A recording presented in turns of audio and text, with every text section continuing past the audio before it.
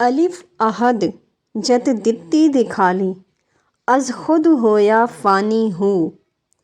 قرب وصال مقام نہ منزل نہ اتھے جسم نہ جانی ہوں نہ اتھے عشق محبت کائی نہ اتھے کوئی مکانی ہوں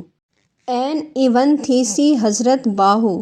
سر وحدت سبحانی ہو۔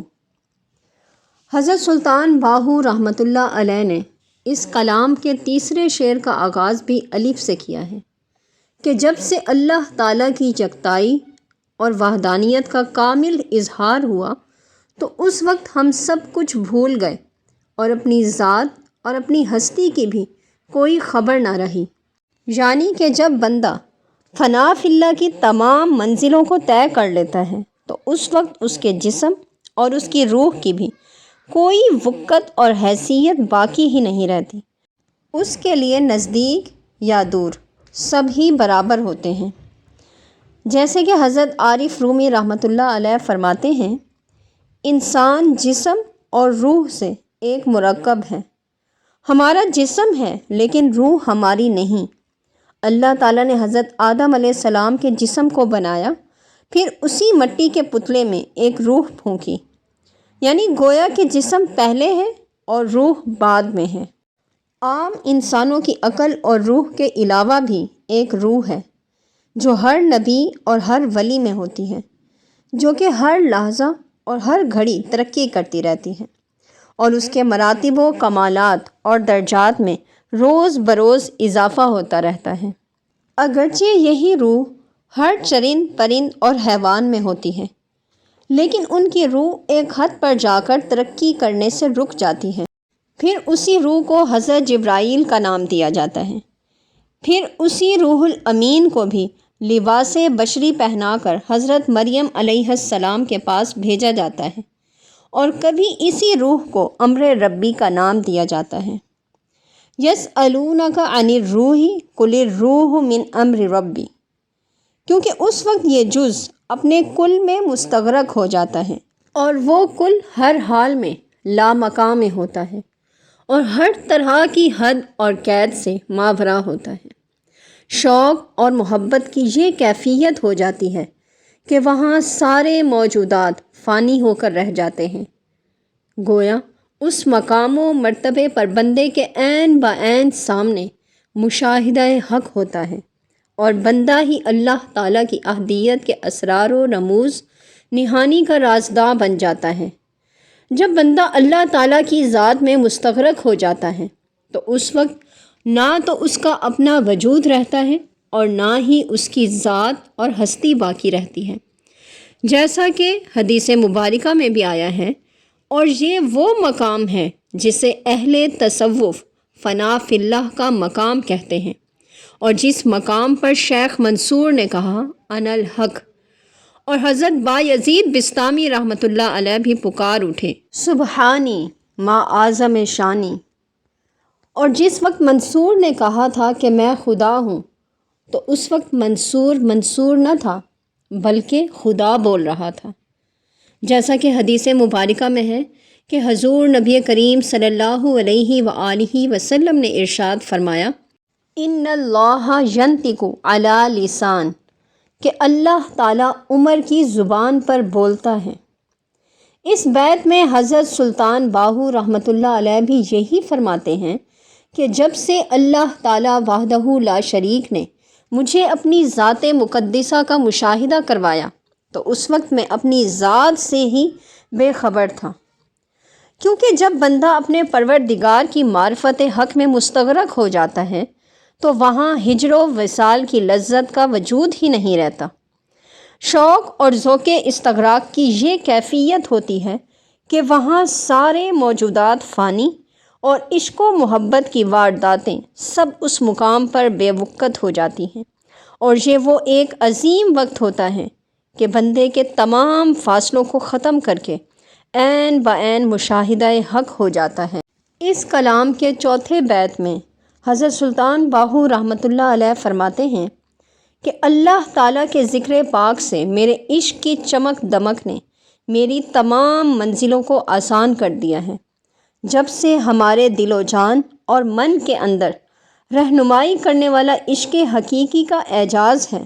تو اس خاص کیفیت نے میرے من کے اندر اس طرح کے شعلے بھڑکا رکھے ہیں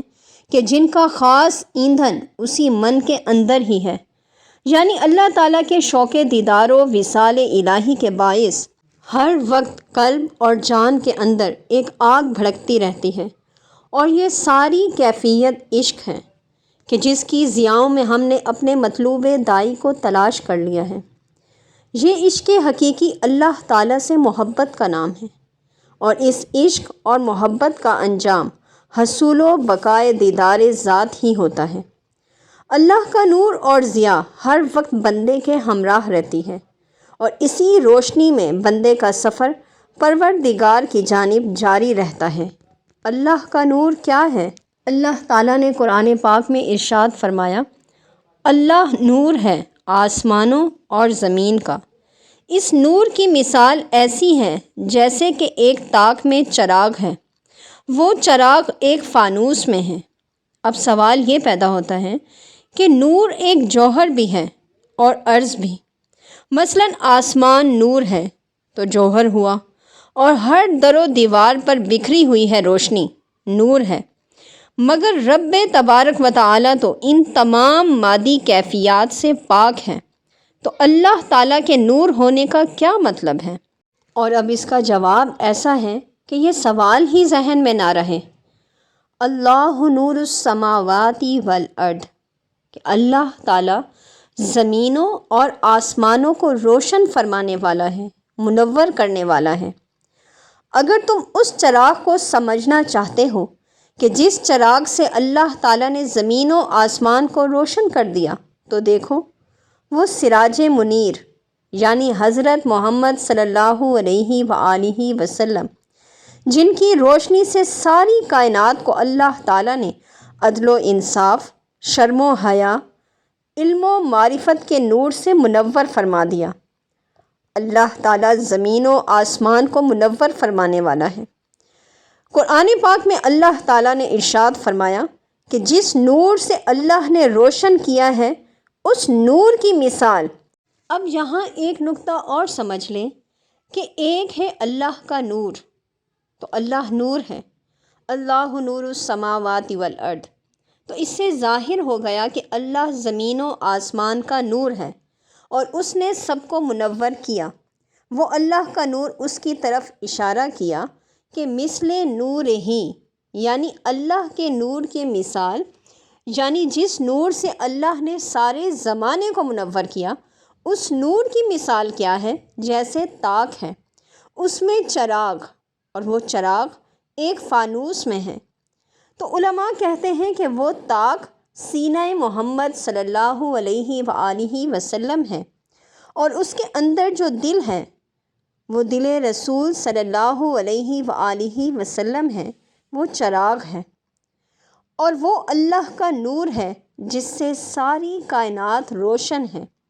اور میرے رسول صلی اللہ علیہ وآلہ وسلم کا جسم اطہر وہ فانوس ہے جو کہ نور الہی پر چڑھا ہوا ہے۔ جہاں جہاں ربوبیت کا نور جا رہا ہے، وہاں وہاں رحمت کا رنگ جا رہا ہے۔ اب اگر کوئی یہ کہے کہ اللہ تو اس کا رب ہے اور رسول صلی اللہ علیہ وآلہ وسلم اس کے لیے رحمت نہ ہو، تو ایسا ہو نہیں سکتا۔ اب اس سے یہ بھی اشارہ ملتا ہے کہ اگر تم نور الہی کو حاصل کرنا چاہتے ہو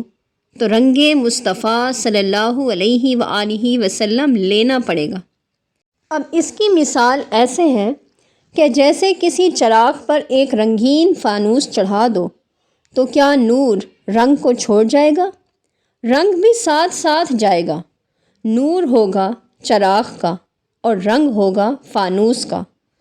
تو مطلب یہ ظاہر ہوا کہ خدا اس کو اپنا نور نہیں دیتا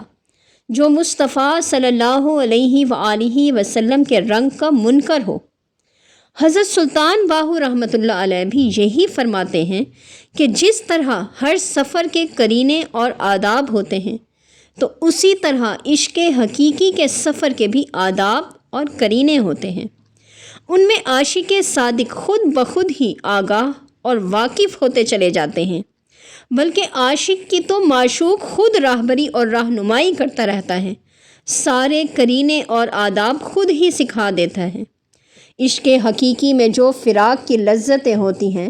اور ان میں تڑپنا اور جدائی کی تپش میں جلنا، تو اس عاشق صادق کے لیے باعث سکون اور آگے بڑھنے کی خاطر مہمیز کا کام دیتی ہیں۔